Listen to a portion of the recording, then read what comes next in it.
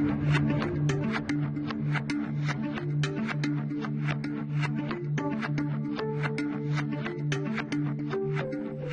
afternoon. Welcome to the show. I'm Millis, and today we are putting photography in focus. You know, smartphones and other gadgets have made it easier than ever for all of us to capture moments, our loved ones, our time outdoors. But what we are not all doing is being created equally when it comes to skillfully capturing those moments. Today we talk to people who do it incredibly well, and they'll share with us some tips and tricks of some of the and some of the spectacular footage that they've taken out in their neck of the woods.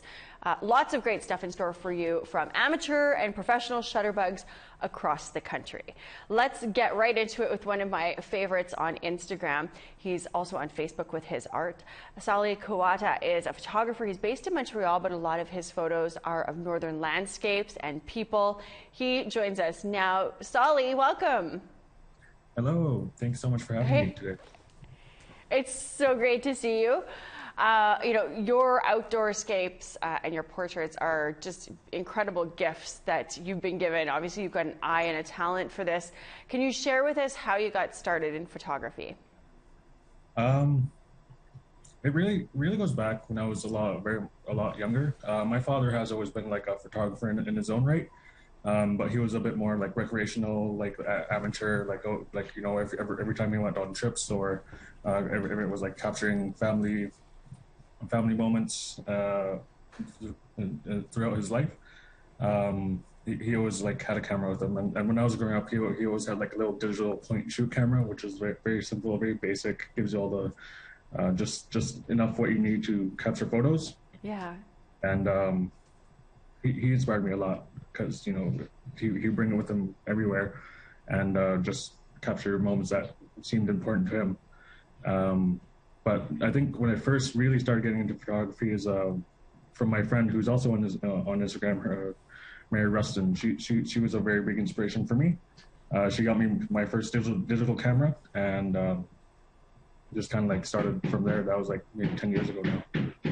Well, and you're so lucky that having a parent who was there kind of documenting your life.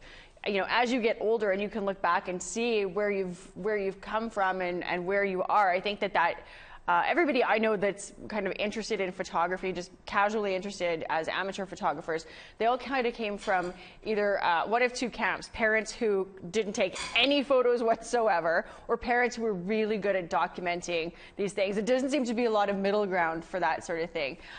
You know, everybody has a cell phone nowadays. You know, they're made better and better with the technology. You know, are we? You know, we're seeing more people taking photos, but are we any good at it?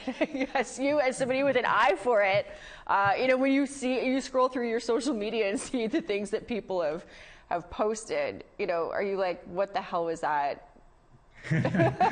No, I usually come from it with a lot of understanding, because like everyone has to start somewhere, and like you said, like these days, like cameras today, they're so like nifty. Like, you know, my camera has like 2 cameras, and you know, can take like wide angle or just like a typical focal length, and they're really good, especially with like the automated like learning systems with like phone cameras today. They take really spectacular photos. So like it's always like the way I always go about like taking photographs is just kind of before photography, I always kind of like kept my head down, like looked to the ground, and never really looking into my surroundings. But having a camera in my hands or strapped around my body, it really encouraged me to like keep my head up and always look to the horizon, and you know, in the surroundings around me. So either that be in my community in Kudrek, or here in the urban center of Montreal, it really like kept my head up and like, you know, made me use my eyes. So if like when I take photographs, it's usually something that catches my eye, or you know, it's either the colors in the sky or the architecture in the buildings around me. Well, I know that's one thing I should mention too. You are from Kujawak. That's important. How long have you been in Montreal for? 7 years now. Very short 7 years.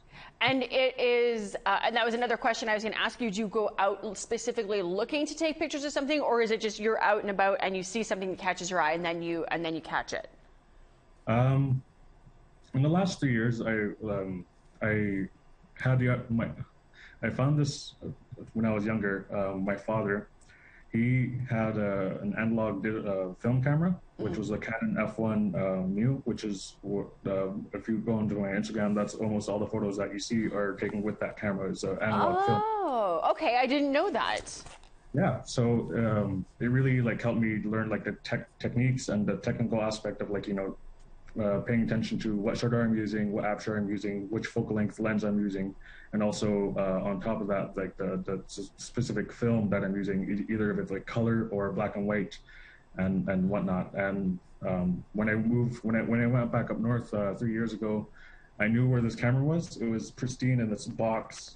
With a lens and never touched. My father just like bought it and like put it in a closet. And when I found it when I was like a young little boy, I didn't know what it was and I didn't know how to work it. And when I knew I was going to come back down to Montreal, and I knew that I was able to have resources in like film process and buying film, Yeah. then I just kind of like took it with me to the south, and just YouTube was a lot of help for me, because just trying to figure out like how to use like technology that's like 50 years old now. Yeah. Well, I mean, I remember, and I'm obviously a lot older than you, I had to take a photography course in journalism when I was getting my journalism at Mount Royal, what's now university. And we had to use a Pentax camera, and it was fully manual. There was nothing, like you couldn't just click it to an automated setting and go out and shoot, and you had to learn how to shoot with different films, because this was well before digital, different films, and then different shutter speeds with different films, we get different results. And then you're in the dark room, burning and dodging to get different depths of black and white and gray, that sort of thing. And it really is, I feel like it's kind of a lost art. Do you still know, are people still out there doing that, shooting with film and in the dark room, or are you shooting with film and just having somebody else develop it? I shoot film and have someone else develop it, because I don't necessarily have the time to learn that kind of technique, because that's an art in itself, to be in a dark room, be in the dark, to figure out like spooling the rules. And rolling the film is not an easy task. We're seeing some of your work here right now. This obviously, I'm assuming this is not in Kuujjuaq. Can you see right now what we're looking at, some of the buildings? No, or is it the kind of like the two photos that are like symmetrical? Yeah, so I mean, these are just buildings. I would walk by buildings like this, living here in a city myself, walk by, think nothing of it. You, though, capture these angles of these just regular everyday buildings. Did you go out specifically to go and take photos of these buildings? We're seeing a shed here with some beautiful, looks like fireweed in the foreground. Do you go out looking to take these, or you're out doing your business and living your life, and you see them and see that kind of moment to be had? For the like I was saying before, it's always just like keeping my head up and like keep my eye out, especially if I have my camera with me. And I remember that morning that I took the photos of the building, of those two buildings. I was just on my bike on my way to work in the morning, and I just like I was at a red light. I looked up to the sky and I saw like the contrast between the shadow and the light outside of the building, and I centered it in my camera, took a photo, and then I went down further on the street in Montreal on Lake Sherbrooke and looked up again. I saw the same thing, but it was like a different building. So it was like a happy accident that they were like perfectly lined up. And a lot of these other photos in my community, this was in my backyard, my childhood home. Right now, you see like the tools that my father used when I was younger, and it's just like some like I used to play in this backyard like when I was like a young boy. I don't know if it was if it's a COVID trend or what, but I'm seeing a lot more people photographing northern lights. And I don't know, I'm curious as to your thought on it. Like, it could be possible that this has always been, people have been obsessed, and maybe they're just newly on my radar, or if you're also seeing, COVID's taken so much away from us, haven't taken going and seeing the northern lights, getting out of the city, and seeing these sort of things. We're seeing photos that you've taken here, just stunning. I'm curious your thoughts on this. Is there more people interested in it, or what's going on? Well, like clearly, like since the pandemic, like everyone's lives just stopped, especially in the beginning, and that really, like, I think a lot of people yearn to try something new, and photography, like you say, like we have cameras in our phones. You can go buy like you don't need like expensive gear or like the fanciest stuff. You can just like get. That's a beautiful thing. The beautiful thing about photography is that if you have the will to, just capture something, make it an intention. You don't need to buy like a $2,000 camera, and to do that. For sure, you might get like some differences in respects of like quality, but at the same time, if you have like that and if you set that intention to like step outside the house and make it a point. Today, I want to take a photo of sunset, and use your memory of like the city or like your surroundings and knowing like what time the sun sets and go to a nice spot for it and just do it. And of course, since the pandemic, everyone had a lot more free time, so I think there was definitely like some sort of spike in interest, and also like to do what we want to do, really. Well, I am thankful that you could join us and talk about your journey into photography and share some of the photos with you. We are sharing with our audience here where to find you on Instagram so they can go and check out some of the other work that you've done. We are big fans of yours here, Sally. So thank you for coming on and sharing with us. Yes, thanks so much for having me. Onawa Jacobs knows that she's got a gift in her backyard, a paradise for birds in Ganawagi Mohawk territory in Quebec. To share that gift, she'd set up a live feed at her bird feeder. It streams live every day on her Facebook page. Sitha Birding on the Res is what it's called. We got to sit down with her at the beginning of COVID, talking about why she did it, what she's sharing with people, and we have some fresh new viz from her bird feeder just before we came into the studio here. Let's go take a look at that. Hey, how are you? Good, thank you. I'm so thankful that you could join us. I'm probably one of your more recent followers. I've only been following the page for about a week, and it was actually through our news director, Cheryl McKenzie, who had shared it with a bunch of people, I think just on Facebook, saying, how she pops in there a couple times a day just to sort of calm down. Are you finding, like, is that how the page was created, or are you finding that that's what people are using it for now? Yeah, exactly. I set it up a couple months ago, and I was really inspired by other bird live stream pages that I've seen. And I thought, I really love birding, and I wanted to share this with other people as well. And it brings me a lot of calm, and the responses I'm having so far is, it really means a lot to people too. And they check in like that, if they're at work, they're working from home, they're having breakfast with their families, they just tune in for a little bit and connect with nature. It's so good. Your page says our goal is to honor and restore the land, planting as much native trees, flowers, and plants as possible. In the last 2 years, we've planted over 115 trees alone, you guys have over there.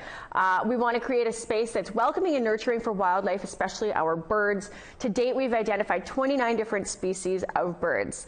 I mean, I can't tell people enough to go and find you on Facebook, because there's so much to get from there. But what kind of feedback are you getting from people? Where's the bulk of your fans located? Well, the feedback is really good.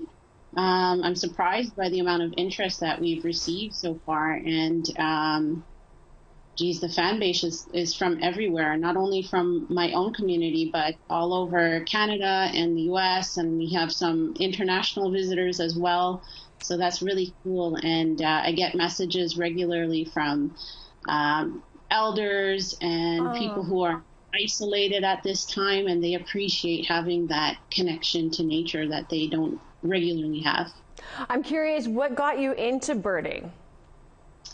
Well, I've always been an animal lover since I was a very young child, so that's always been important to me. But specifically, I got into birding, feeding birds about 8 years ago, and it just it just was a passion and interest, a hobby that took off from there.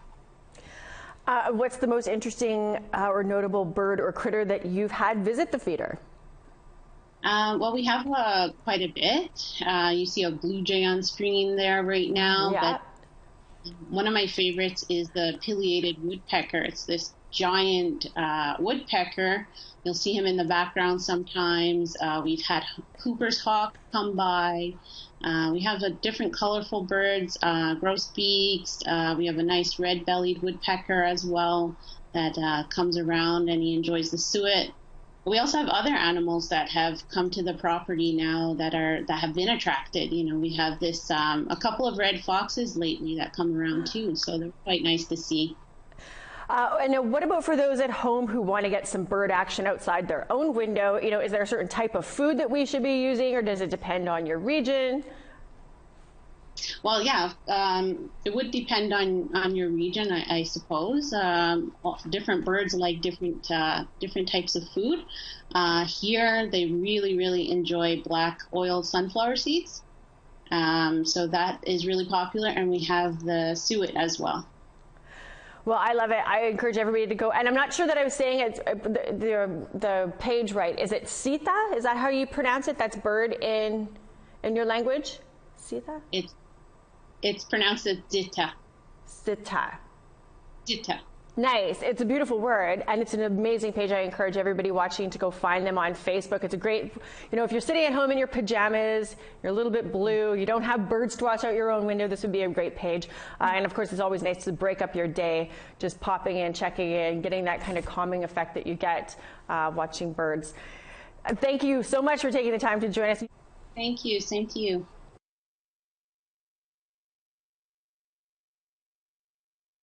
A holiday edition of InFocus when we talked to Onawa at first, but it was nice to see her. That page is still up and going. We got to see some fresh viz of her birds who frequent the place, and some roses out there now. And also, I was wondering, why was there a McDonald's coffee mug on the desk at the time? We had done in that same show, I talked with the person who designed that coffee mug. It was an Indigenous artist who got on McDonald's Christmas mugs. So there, if you were wondering, that's your answers. Let's go to social media now with our social media editor, Jesse Andrushko. We want to talk about your photos, the ones that you have sent in. We get a lot of people, Jesse, who send us some incredible work to our photo of the day. Give us a tip or a little heads up of some of that. Thanks, Melissa. Yeah, it's been over a year now since we've started our Photo of the Day segment on APTN National News. From sunsets to animals, our viewers have sent in hundreds of photos. Yeah. We've gathered a few cool recent submissions. Let's take a look. First, from Annette Dimart in southern Alberta. On her way home, Annette captured this shot of an owl perched on a sign. Super cute. Here's another cool animal shot from Bobby Melvin. He was out moose hunting in Torres Cove, Newfoundland, when two birds landed on his gun. Bobby said they were letting him know the big bull was hiding in the woods up ahead.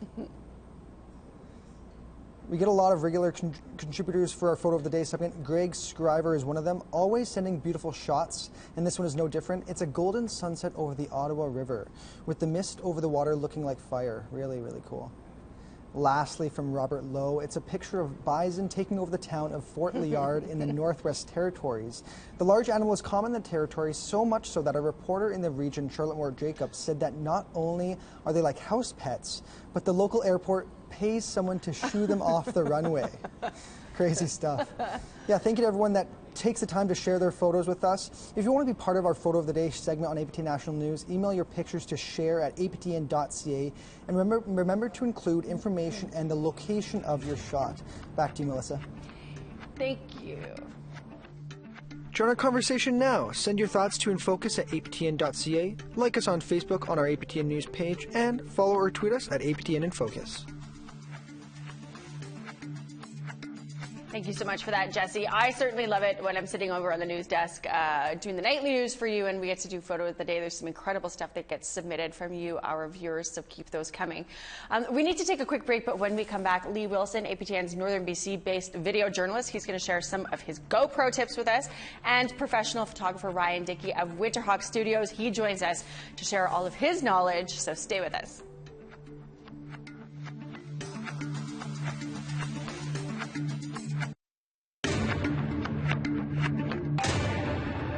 Welcome back. Ryan Dickey is a Dene photographer, filmmaker, director, and land steward. He's based in Fort Nelson, British Columbia. He has a growing portfolio of shooting film, still life.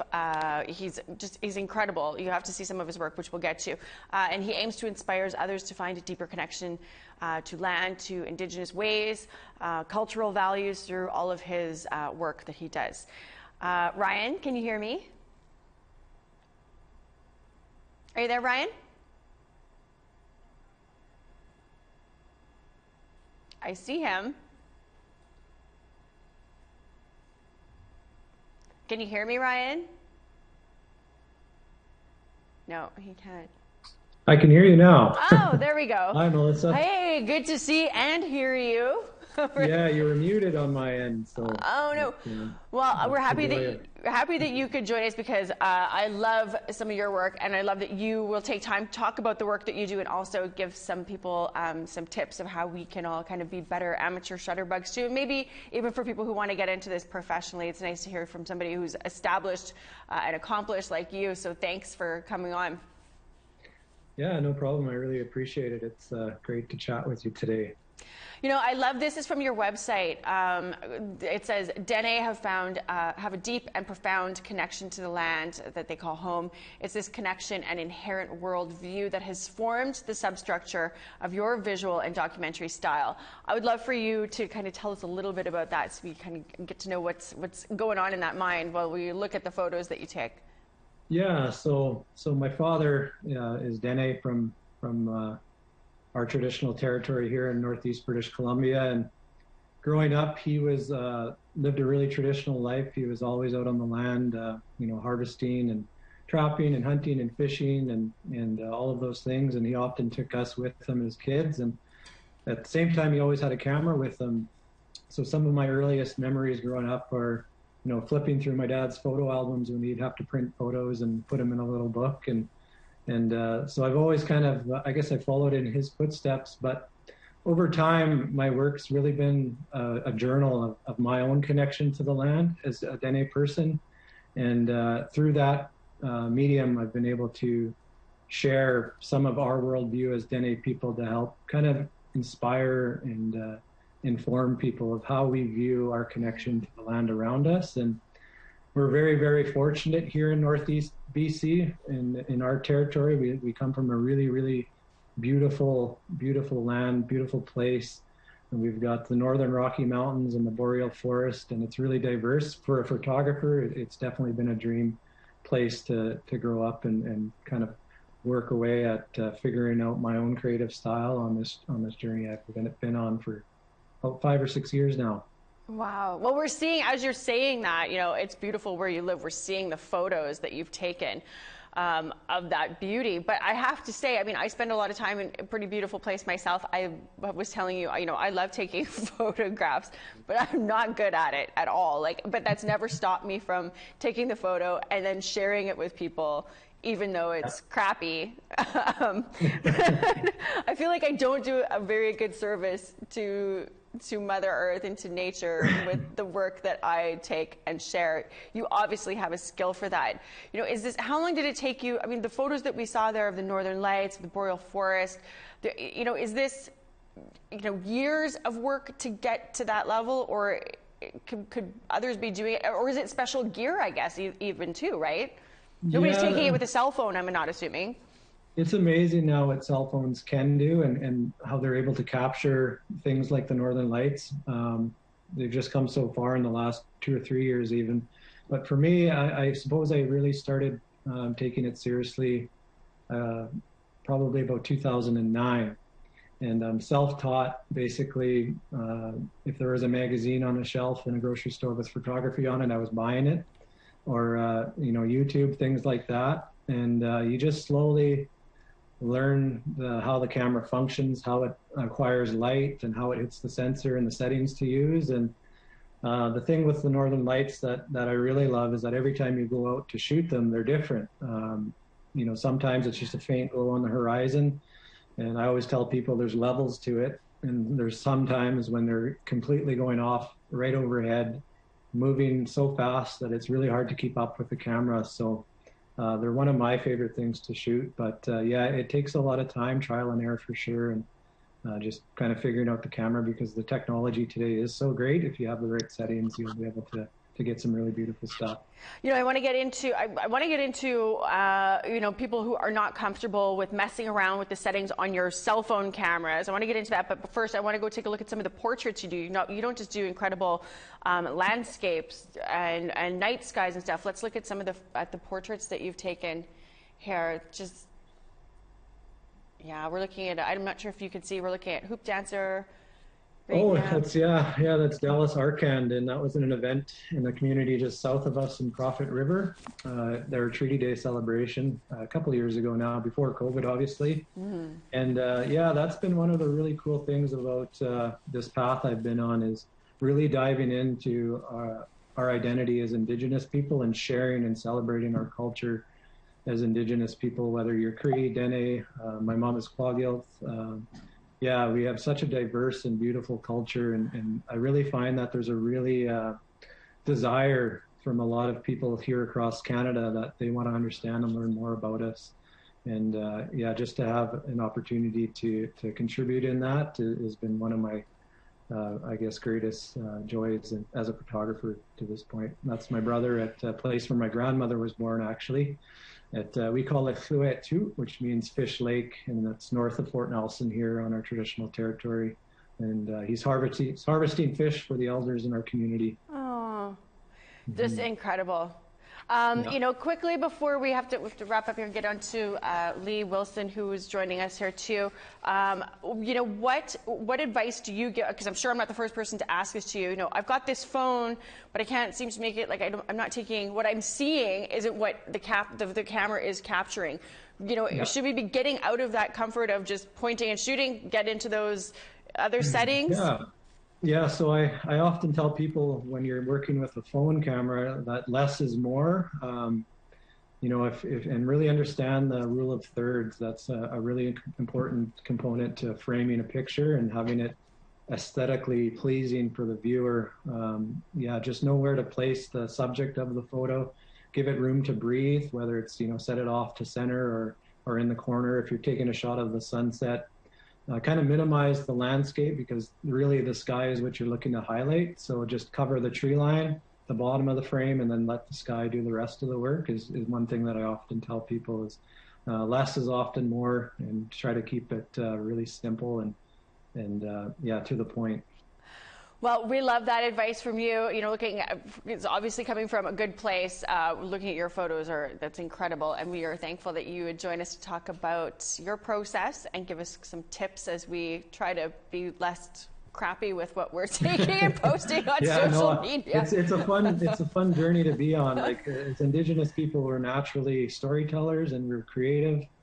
You know, dating back years ago. So yeah, this is just a new way to tell stories, new way to share everything that's really cool about our culture and our people. So yeah, I just say keep at it, yeah, and have fun along the way. Well, we love you. I hope everybody at home is watching and is instantly going to follow you on Instagram to see the magic that you make. Thanks so much, Ryan, for joining us. At Winterhawk Studios is my Instagram, and www.winterhawkstudios.com, so you can find my work there. And any questions, always feel free to ask. Love it. Thank you so much. Thanks, Melissa. Bye. Our next guest, you would know from APTN National News, Lee Wilson is our journalist covering all things in northern BC. He's a member of the Haisla Nation, spends his free time on he spends his work time on the land. He also spends his free time on the land, but for different reasons, doing different things. He joins us now. Lee. Hi, Melissa. Hey, we're so thankful that you could join us. You know from my social media stalking of you that I love all the things that you capture, your animals, your critters. I have so much respect for the eye that you have and the ability to catch the things that you see in front of you. How did you get into photography and videography? You know, was it before or after journalism that this became an interest to you? Definitely. So myself, I grew up in the Haisla Nation. So I grew up here in northern BC. We're surrounded by beautiful mountains and like nature up here. So I just developed this passion for being able to love outdoors. But it wasn't until 2016 that I got my first DSLR camera, and from there it was sort of learning everything all at once. My friend went to film school. I had zero knowledge, but what happened is I just had this real passion for being able to capture images. So I'd use YouTube at that time to be able to like study things, and then I'd get out and shoot. But I treated it like a job. So I get up early in the morning to chase sunrises and sunsets, and go late at night chase sunsets. And I just spend hours and hours being able to study like photography, being able to go capture places. And at that time I lived on Vancouver Island, so we had lots of really beautiful places to go explore. Yeah. Well, I always, I look at some of the things that people like yourself capture out in BC, which is stunningly beautiful, and sort of to try to make myself feel better about being not a good photographer. I'm like, I wonder if they'd be able to get such beautiful things if they were living here, in Winnipeg, on the prairies where we don't have the big mountains and the waterscapes. But I should say, we do have beautiful things on the prairies. They're just differently beautiful. Those big open skies, that big flat land. There's lots that a skilled photographer could do with what we have here. It's just I don't have that skill. The animals. What do you prefer taking pictures of, or I guess, or is it all sort of the same? Do you like the landscapes, or do you like the animals? 'Cause we got your animal photography just blows my mind. Oh, thank you very much, Melissa. I prefer all of them. And what you're talking about, something that's really key to me, is that the beautiful places that we all live in. And one of the things I really did always try to do is be able to say, we can get out and explore the places around us. And I know what you talked about is having big skies and beautiful nature there. You also have wildlife that we wouldn't have here. But one of the things I like to do is be able to capture both. Be able to capture the wildlife that we have, and be able to capture nature. And I just treat them the same as being able to go out there and try. Because lots of times I'll go places and I'll travel trying to look for wildlife, and I'll just get nature, and I'm fine with that. Well, you definitely know your land. That's for sure with what you're capturing when you're out there. I'm curious people must ask you all the time what advice you would have for people, whether you want to become a photographer or you want to just be an amateur hobbyist at doing this. What advice do you have for people to capture that stunning photo? Is it in the equipment? Is it in the eye? Is it in the light? What I can share is sort of about the eye, the way we're seeing things. You talked about sort of getting out and shooting yourself and be able to capture different images. And I think one of the things that are really key is that you're able to capture images you have. Being able to go out and shoot is one of the things. But then being able to train your eye to be able to see things in a different way. And so right now, if we start taking photos, lots of times people take a photo of something, the subject's right in the middle. And what happens with that, that's a good photo to have, that's one of them, but we want to get more cinematic and framing of our shots. So think of your photo or your frame of the camera having basically separated into thirds. So think of like a tic-tac-toe box running through your frame. And so you can do that on your iPhone or else your Android and be able to enable grid view. And what that does is it puts a grid or the thirds that happen through your frame, and then you want to put your subject not in the middle, but put it on one of those third lines. And what that allows you to do is be able to have your eye scan through the photo like you're reading a book, and then it finds the subject that's in the upper third or the lower third, and it allows you to be able to scan through. It gives more sort of lets you just, rather than your eye stopping right in the middle, it allows you to scan through a photo to get more feeling of the frame and more creative ways to look on the frame. And another thing that happens for people is when they take a photo, they put the horizon sometimes right in the middle. So it cuts your photo right in half. You want to put it on one of those third lines, either the lower third line or the upper third line. And it allows your eye to scan a little bit more rather than stopping right in the dead center. And that's one of the tips I could also give. And another final thing, Melissa, I think here's another one, is getting lower. When we shoot photos, lots of times we shoot photos eye level. We shoot it the way we're standing,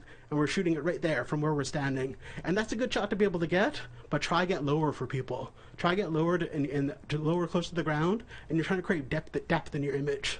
So you use sort of like subjects that are there, whether they're flowers, whether they're trees, whether it's rocks that are there, and you're using that to lay a foundation on the bottom layer of your frame. And then you're allowing your eye to scan through. It creates more dimension into your frames. To get it. So rather than being a 2D image, it becomes almost a 3D image that you're looking at. Because you have your bottom area that's close, then your subject's sort of a little bit off in the distance. And that's one of the other tips I'd be able to give. I love it. Lee, thank you for sharing your gift, your visual gift with us. And it's something we can all take home and think about when we're trying to capture our own little moments in life, how to do it better. I'm gonna listen to Ryan Dickey had shared some of this, some similar advice too. So I'm gonna take this and run with it. Lee, thank you. I know you're busy with news, and I really appreciate you taking the time today to join our little show here.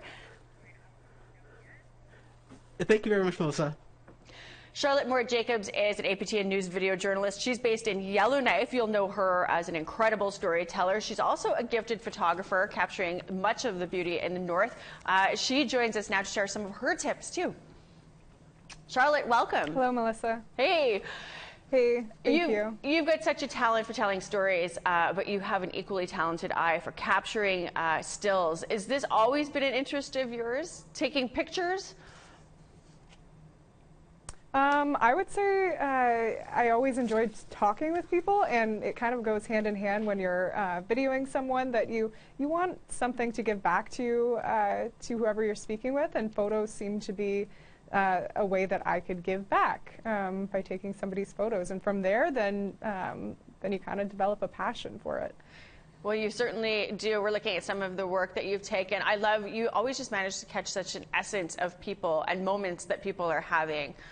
You know, you've been in the north for several years. You're a southern transplant there. What are your favorite things to get out and take pictures of?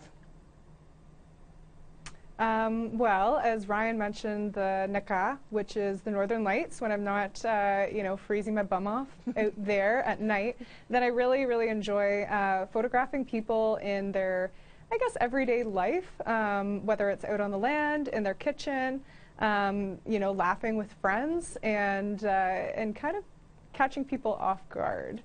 But mostly people. Those are, yeah, the catching people off guard, those candid moments are beautiful. I'm curious, you know, would you rather be out shooting video, or would you rather be shooting stills? Ooh, that's a really hard question. You know, some of the best advice I had early on was shooting video as though they were still photographs. For cinematography, as Lee Wilson had mentioned, you know, trying to make your rule of thirds and trying to have different perspectives. It's really hard to say if I'd rather take photos or video. Yeah. I just think they marry so well. I wanted to, speaking of Lee, we didn't have a chance to discuss it with him, but we have GoPro footage. Lee is like a pro GoPro shooter too. Have you done a lot of experimentation with GoPro in your shooting for APTN? I have actually. I've been fortunate enough to go and travel the north with a lot of on-the-land shoots. So GoPros come in very, very handy, you know, when you're on a snowmobile, when you're in a boat, when you're up in a bush plane. And, you know, they're not cumbersome. The other thing is, depending on what you're shooting with, I find, you know, if you have this big DSLR camera or even a video camera, it can be like another character in the room, and folks can kind of change, yeah. You know, how they present themselves. So with a GoPro, it's so inconspicuous that people kind of lighten up and forget that it's there. So I'm a big fan of it. You know, it's waterproof, which helps in extreme climates. I love it. I love how accessible it is. It's inexpensive, same as, you know, phone photography. Yeah. Well, can we see some of, Lee had shot, this is with a GoPro at a waterfall in northern BC. I'm wondering if we can show our audience that right now. So look at this. This is with a GoPro. As we're watching this, Charlotte, so you had said it's kind of inexpensive. How much does a GoPro run these days? How much would a GoPro run? You can really get things secondhand, probably a few $100s, but when you kind of factor in how much a mirrorless DSLR would be with different lenses, the lovely thing with a GoPro is that it's just truly is a run and gun camera, where you're not swapping out lenses. You can have the big fisheye. I believe there's settings that you can have just a linear, which is your 16:9 frame. So it gives you a little bit of options. You can get very, very up close to your subject, or you can pull back, and you're not, you know, fumbling around with lenses. But a few $100s, and you can capture things very, very well, like Lee did. I'm curious, you know, if you could load up. It's your day off. You don't have to worry about doing anything for APTN National News. Day off, nice weather. You just get to load up your gear and hit the road for a day of shooting. Where would you go? What would you do? Ooh, good question. Probably somewhere in the north, and definitely outside if I have the option to film outdoors. Usually in extremes. The north right now, I believe, is about minus 46 with wind chill. And you know, you do have to get rather creative when you have limited daylight. Some of the places I've been to, there's no daylight at all when you're past the Arctic Circle. So it really would be where people are going to be. If I know that I'm going to be going to an event, even with friends, you know, there's a lot of times people don't have photos taken of themselves very often, and it's nice to just to throw a camera in your bag, and if you can take some photos, awesome. And it's a nice quiet moment of reflection. Lee mentioned even getting up early in the morning and late in the evening. And I'm definitely a fan of that. We're very fortunate in the north to have these very long golden hours. A lot of the photos that I take, you know, the sun is so prominent. We have midnight sun up here, 24 hours daylight, and then in the winter we have a very little sunlight.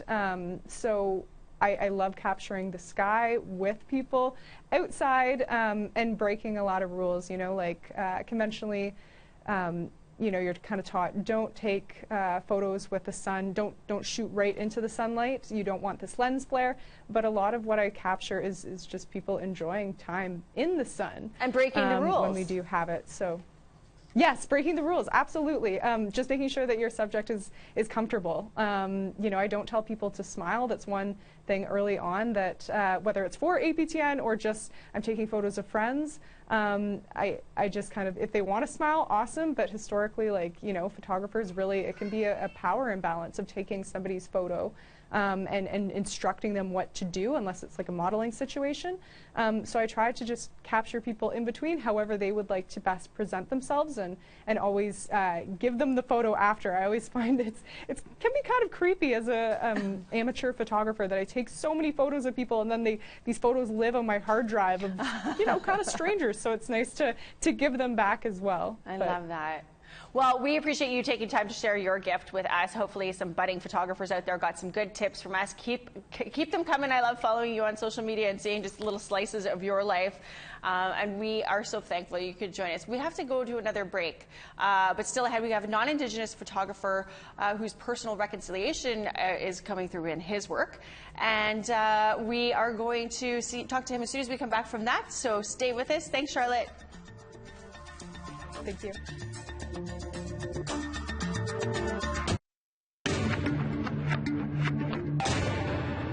Welcome back. Back in 2015, we brought you a story, APTN News that is, brought us a story of a photographer who is experimenting with old techniques to act on truth and reconciliation recommendations by building meaningful relationships with First Nations. Let's look at that story again. Kevin Millis wants to capture moments of trust. And I thought it would be a great opportunity to create something from a non-Aboriginal perspective in a creative, artistic representation of the foundational importance of establishing relationships. Give me a big hug. In a makeshift studio in a friend's basement in Whitehorse, Millis is using turn-of-the-century photography to photograph members of a Tlingit dance group. The process is called wet plate photography. It was invented in 1850. The lens that I use is around that time. It certainly is a very old process. Millis is non-Indigenous and is a fine art student at the University of Calgary. He'll be using the photographs in an exhibit this fall for his final thesis. The focus, fixing the fragile relationship with First Nations, and he's taking the recent truth and reconciliation recommendations to heart. This is a fragile time, a very important time, but people need to take real serious look at what they are doing individually to take individual personal accountability. If you don't have relationships, you won't have anything. And those recommendations will just sit on the shelf and collect dust, and that's not going to be good either. I find that it's actually very fitting, mainly because during the turn of the century there was a lot of pictures taken. There's a lot of Hollywoodized kind of cultural misappropriation that was happening, where when we were bringing back the old photos that he's using, it's sort of, to me, it's sort of stating that we're almost fixing some of the wrong that had happened in that era. I'm having to hand make these portraits. I individually have to hold the glass. I individually have to pour the solutions. I have to individually hold and develop. So everything that I do is with my hand and heart and mind and soul all into one. And if I don't have a relationship or a connection with the sitter, the image just won't happen. For Millis, it is a moment of time captured on glass, a reflection of friendship built over time. That relationship is considerably fragile, and the glass in itself is representative of that fragility. If one of these images fall to the ground, they will break, just like how if something happened with the relationship between First Nation and non-First Nation, it will break. Shirley McLean, APTN National News, Whitehorse. Joining us now is that photographer, Kevin Millis. Thank you for coming on here. What are your thoughts looking back at that, from 2015, it's 2022, talking about reconciliation and the fragility of that relationship of Canadians with Indigenous people? It's kind of wild. It is absolutely wild, and I stand by everything that I said at that time. And since that time, I've continued that work. That was one project, but for me personally, that work continues every single day. Yeah. And I used photography as a means to open up a dialogue, and I continue to use the camera to open up a dialogue. Now, I since finished that project, since did my final thesis, and I now have my master's in fine art, but it was more of a interpersonal exploration of the TRC and the recommendations that they put forth.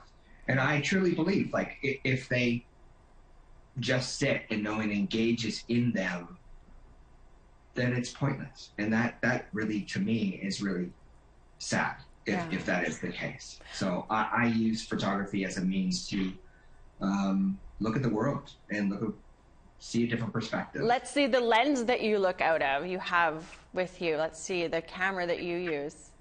Oh, well, this is a different camera than I used in the story we just said.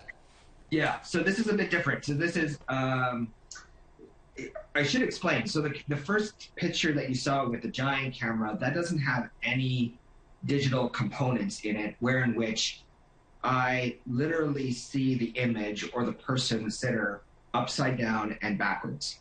And unlike this newer contemporary version, there's a lens, there's a mirror that flips the image. So I see the image upright, but I don't see it, I see it backwards still.